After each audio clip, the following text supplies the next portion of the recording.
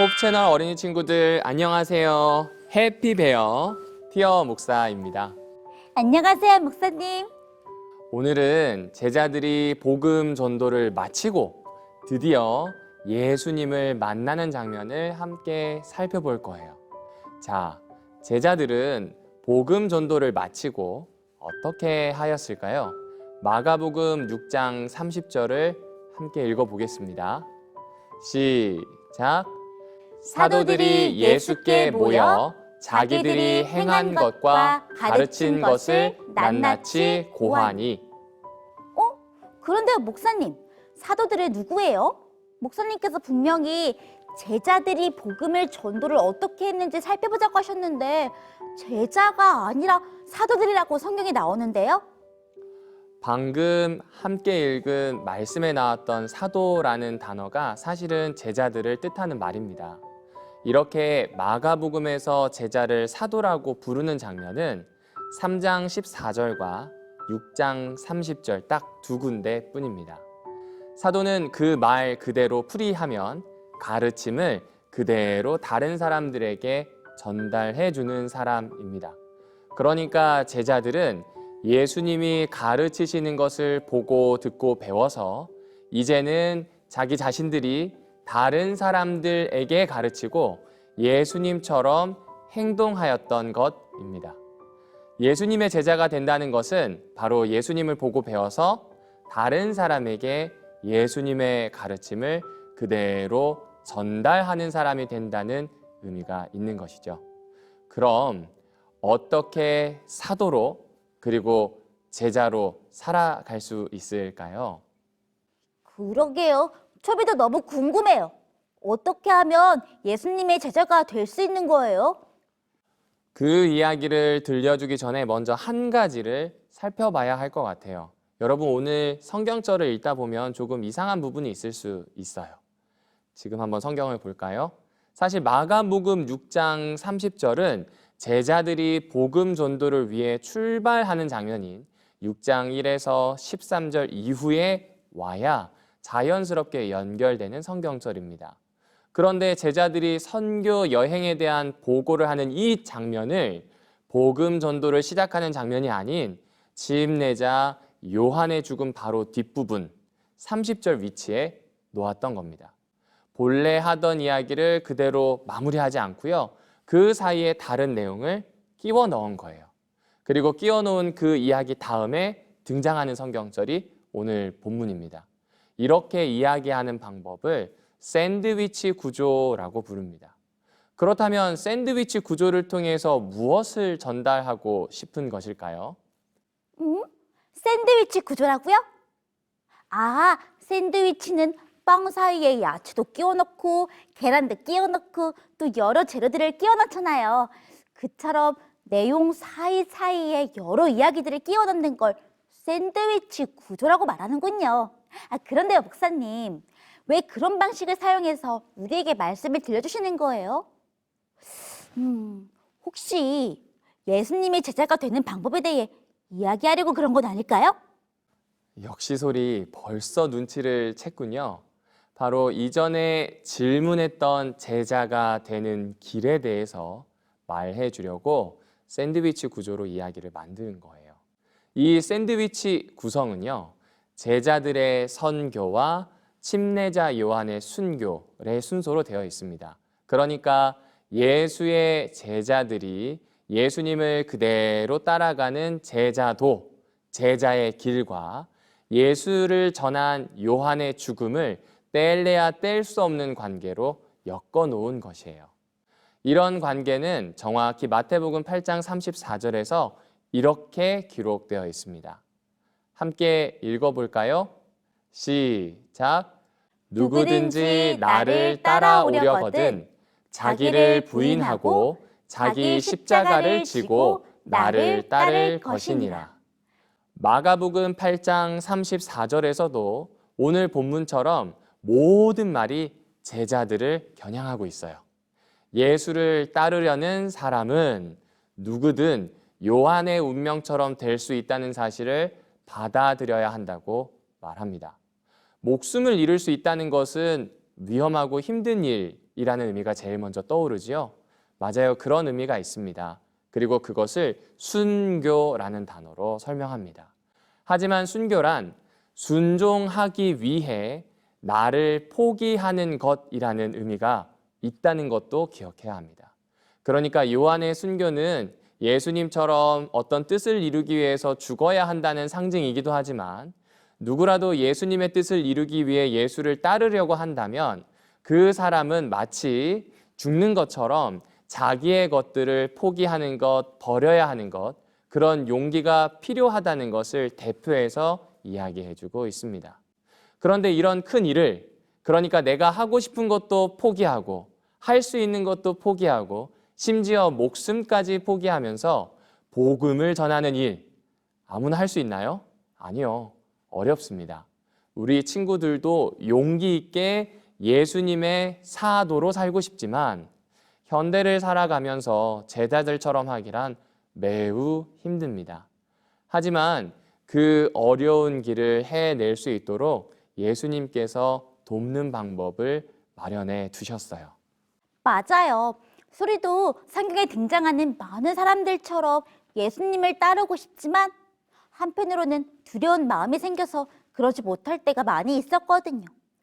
그런데 예수님께서 도와주실 수 있는 방법이 있다니 그게 뭔지 너무너무 궁금해요. 함께 생각해 볼까요? 예수님을 따르고 싶지만 어려워하는 우리들에게 예수님이 도와주시는 방법은 무엇일까요?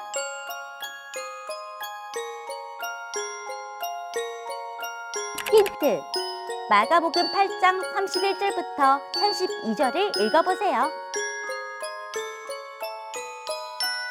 정답! 잠깐 쉬어라.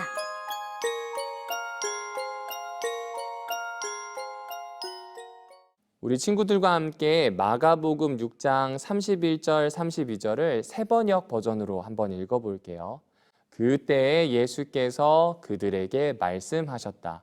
너희는 따로 외딴 곳으로 와서 좀 쉬어라.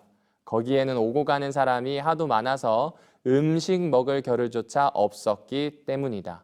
그래서 그들은 배를 타고 따로 외딴 곳으로 떠나갔다. 쉬라고 하셨다고요? 목사님, 조용한 곳에 가서 쉬는 것이 예수님의 제자가 되는 것과 어떤 관계가 있는 거예요? 예수님은 왜 이런 방법으로 우리를 도와주신다고 말씀하셨나요? 맞아요. 제자는 뭔가 많은 걸 해야 될 것 같은데 갑자기 시간이 조금 이상하죠? 제자가 되는 첫 번째 조건을 예수님은 너무나 잘 설명해 주셨어요. 마가복음 3장 14절에도 나오지만 바로 첫 번째 조건은 예수님과 함께 시간을 보내는 겁니다. 제자의 삶은 예수님을 대신해서 사명을 수행하는 삶이기도 해요. 하지만 무엇보다 중요한 것은 예수님과 함께 걸어가는 것, 그 여정을 함께 하는 것입니다.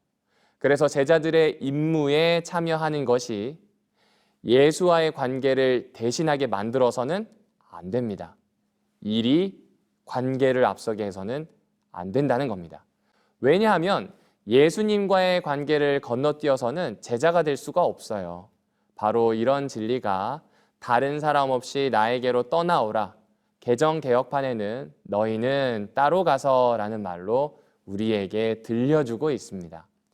예수님은요, 12제자와의 관계가 우선한다는 것을 31절과 32절에서 반복되는 두 가지 표현을 통해서 이야기해주고 계시거든요. 바로 다른 사람 없이라는 말과 외딴 곳 혹은 조용한 장소라는 말입니다. 여러분, 다른 사람이 아무도 없고 조용하고 외진 장소에 가면 어떤 느낌일까요? 소리는 경험해 본 적이 없어서 어떤 느낌일지 잘 모르겠어요. 아마 아무것도 하지 않아도 되는 그런 느낌일까요? 소리의 말처럼 아무것도 할 수 없고 사실 할 필요도 없고 그저 조용한 것, 어쩌면 밤 시간에 혼자 잠드는 시간과 비슷하지 않을까요? 그래서 지금까지 했던 모든 것들을 그만두고 멈추게 될 겁니다. 성경은 이것을 쉼이라고 표현하더라고요. 도시나 마을에서 벗어나 인적이 드물고 외진 곳, 모든 것이 멈추어진다면 그제서야 예수님의 관계가 시작된다는 그런 깊은 의미가 있기도 합니다. 따라서 제자들이 예수님에게로 모이는 것은 임무 수행과 분주함 중에 반드시 조용하고 모든 것을 멈출 수 있는 곳에서 먼저 예수님을 만나야 한다는 의미입니다. 만약 제자들에게 요구되는 것이 많으면 많을수록 홀로 예수님과 함께 있을 필요는 더욱더욱 커지게 됩니다. 그러니까 쉰다는 것은 내가 하고 있는 많은 것들을 잠시 멈추고 예수님을 더욱 가까이 하는 시간을 의미하는군요. 예수님과의 관계를 깊이 가지면서 우리는 제자가 될 수 있는 거고요. 맞습니다. 우리 친구들도 예수님의 제자로 멋지고 용기 있게 정말 순교하듯 살고 싶다면 요한처럼 순교할 수도 있겠죠. 하지만 그것보다 더 중요한 것이 있습니다. 그것은 바로 예수님과 함께하는 시간을 깊이 가지는 것입니다.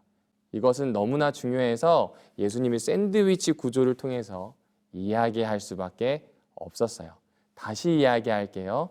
정말 중요한 것은 예수님께로 와서 잠깐 쉼을 가지는 것, 멈춤을 가져야 한다는 사실을 잊지 않았으면 좋겠습니다. 그리고 예수님을 깊이 알았으면 좋겠어요. 우리 친구들이 공부하는 양이 많아지고 똑똑해질수록 많은 책임을 맡고 지혜를 더욱더욱 추구해야 하는 순간일수록 예수님과 조용한 곳에서 깊이 만나는 일이 매우 매우 중요합니다. 어쩌면 이 부분이 너무 중요해서 나중에 예수님이 승천하시고 예수님을 대신해 걸출한 지도자로 제자들이 활동할 때의 호칭인 사도라는 글자를 오늘 본문에 사용했나 그런 생각도 듭니다.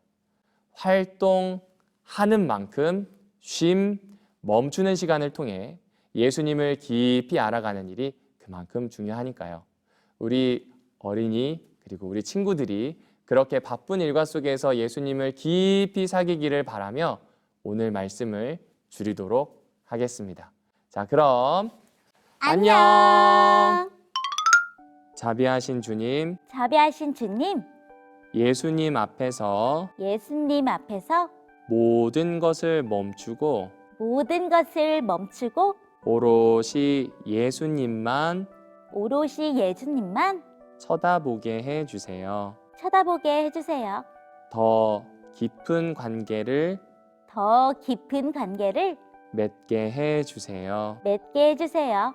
예수님 이름으로 기도합니다. 예수님 이름으로 기도합니다. 아멘. 아멘. 그건 너를 향한 하나님 사랑 너를 부르